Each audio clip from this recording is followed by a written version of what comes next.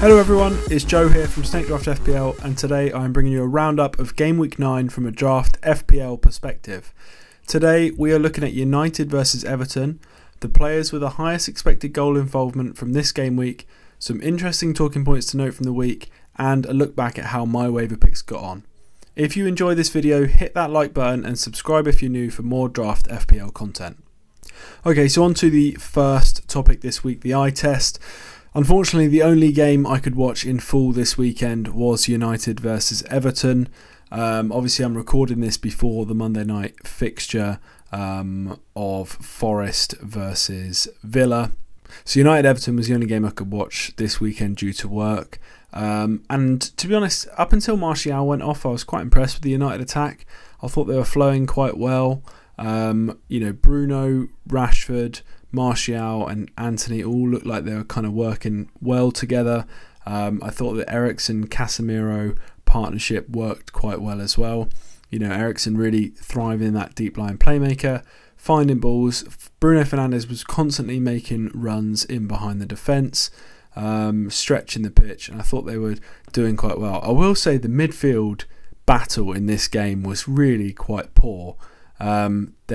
I've never seen a game with so many turnovers in the midfield, and I think that could be a bit of a problem for United and Everton going forward. I do quite like the Everton midfield, but the amount of turnovers was unbelievable. I mean, unfortunately for United, this kind of stopped a little bit when Ronaldo came on. Obviously, he did score the winning goal, so I'm not saying he played poorly. I'm just saying that I don't think their attack flows as well when he's playing as opposed to Martial. I think the big problem is Ronaldo's whole style is, find the ball in dangerous positions and try and work a shot and then shoot.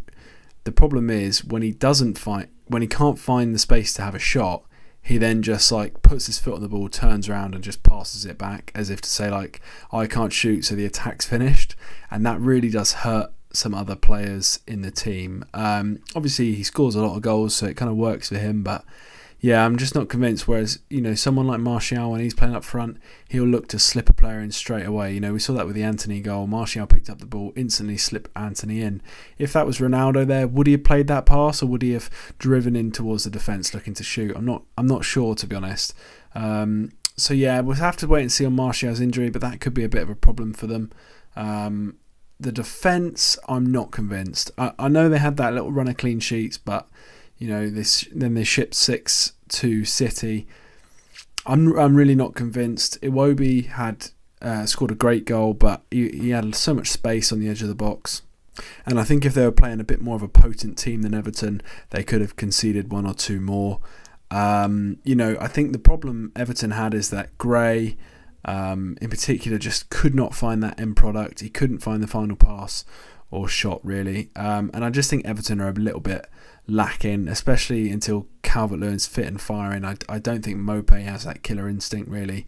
And I just think United weren't really tested as much as they could have been by another team. Everton are very average all the way round. I know before this game they'd conceded the least goals in the league, but I don't think their defence is exceptional. I think Pickford's had a great spell of form, and they've got a little bit lucky as well. So, and plus they've not played Arsenal, City or Spurs yet, who are the top 3 teams.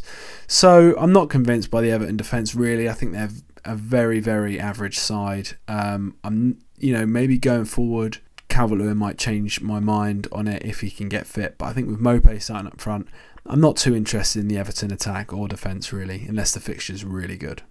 Okay, then let's move on to the top 10 expected goal involvement leaders of Game Week 10. I've just realised I've not changed the title on the table, but oh well, we're going to roll with it. So first up this week was Saka. Obviously did have a pen, which does skew it a bit. You get about 0.8 XG for a pen, so even without that, he would have been pretty high up this list. He got over 1 expected goal in open play, which is pretty good. Not too much on the assist front, but yeah, he had a really strong game. And I think, as I said a few weeks ago, I think Saka's the one I'd really be looking to cling on to going forward, because I think he's the man that's really coming into form as opposed to the one that's sort of already been getting the points on the board. Bowen next also had a pen, so that skews it as well. but still 0.8 xg without the pen is pretty good. So I'm interested to see that, because he'd been quite low down these lists earlier in the season, so it's good to see him getting a bit of form back. Martinelli up next, really high expected assist numbers from Martinelli. He's just so consistent, every game he posts decent numbers, so I'm not surprised there. Foden next, he's on a great spell of form as well. Obviously he got a goal and assist this weekend, and played very well. I thought his goal was absolutely delightful. Tony up next, he scored a pen as well, didn't he? So that actually skews it massively. 0.8 xg is pretty much just the penalty, so I wouldn't read too much into that. Callum Wilson is back amongst it. I'm not surprised to see him up here with the chances Brentford gave away. Then we got Havertz, which is interesting. The Chelsea lineup, I'll get into it in a bit more detail in a minute, really surprised me, really annoyed me from the point of view from my team personally. But Havertz is in a good spell of form, and I think he's going to do well under Potter, and it's someone I'm looking to target, to be honest. Haaland in there as standard. Christie did pretty well. He had a big chance for Bournemouth, obviously his goal, so that's why he's on there. And Odegaard, very consistent, someone that's going to tick along all season with goals and assists. So someone I think is just a really solid, stable pick. Okay, then some other things to note. Potter, man, the rotation this week was unbelievable. As someone that owns through various leagues, Sterling, Chilwell, James, Aubameyang, to see all of those rested was very frustrating. I don't want to go out and say this is something we're going to see all the time, every time they've got Champions League midweek or midweek Premier League games, as they will in a few weeks' time. But it is frustrating. It is very frustrating. I'm hoping Potter did indicate that some of the players were close to the line in terms of fitness and some niggles around the squad. So I'm hoping that that's the case, and it's not going to be like this every week. The problem is he was known for it at Brighton. He does set his team up based on the opposition, and he is very flexible in the players that he plays. Chelsea do have a big squad, so I'm slightly concerned by that lineup. I thought, and maybe foolishly, Sterling and Aubameyang and Reece James, the three of those I thought would be pretty much safe from rotation. And, Sterling and Aubameyang didn't even play a minute.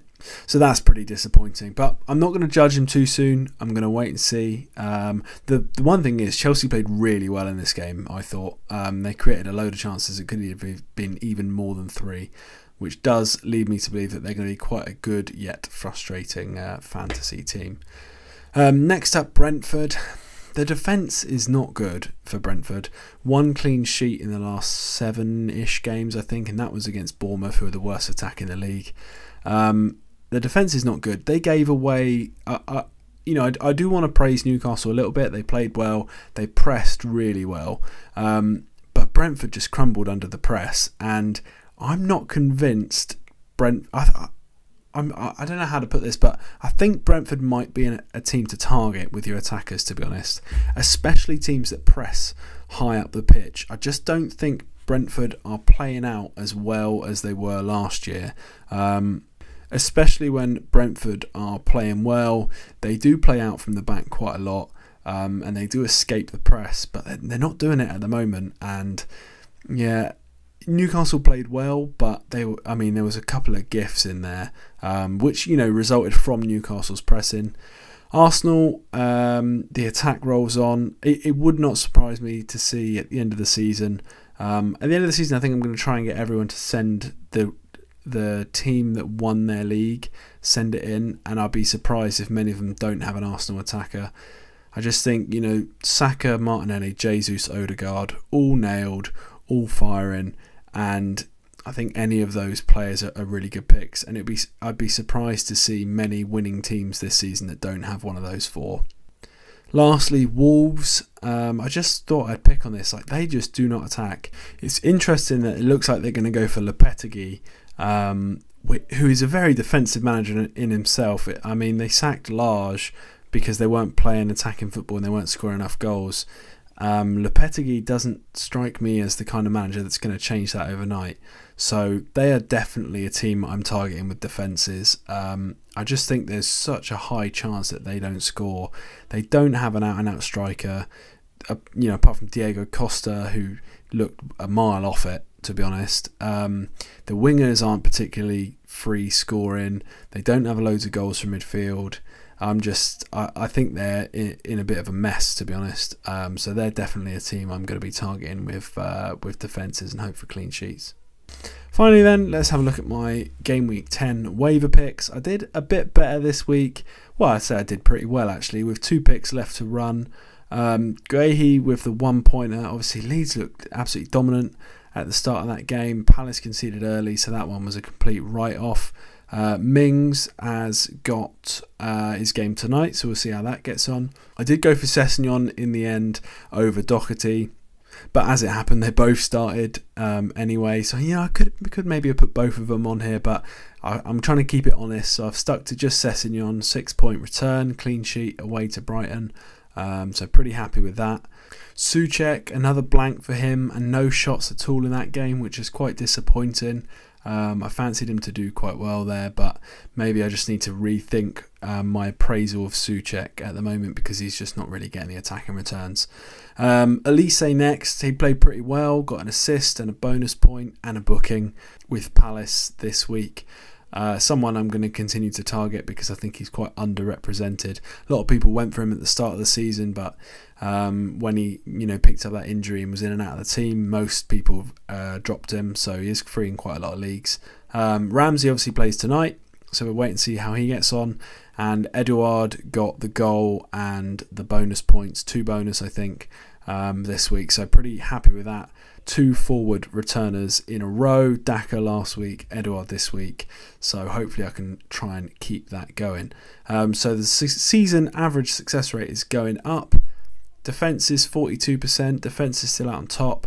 Midfielders 1 in 4, 26%, forwards 21%, 1 in 5 basically. So total 31% success from my waiver picks. I'm aiming to get that above 33%. I think if you're picking up returns off the waivers 1 in 3, that is pretty good considering I'm picking players that are very low ownership. So that's what I'm aiming for. I'm getting there. Hopefully I just need a few more returners and we'll see how that goes. So that is everything from my Game Week 10 roundup. Thank you for watching. If there's anything else you'd like to see in these videos, let me know down in the comments, because I'm still kind of shaping how I'm going to run this series. Subscribe if you are new for more Draft FPL content. The waiver picks will be out Wednesday, so keep an eye out for those. And we will see you next time.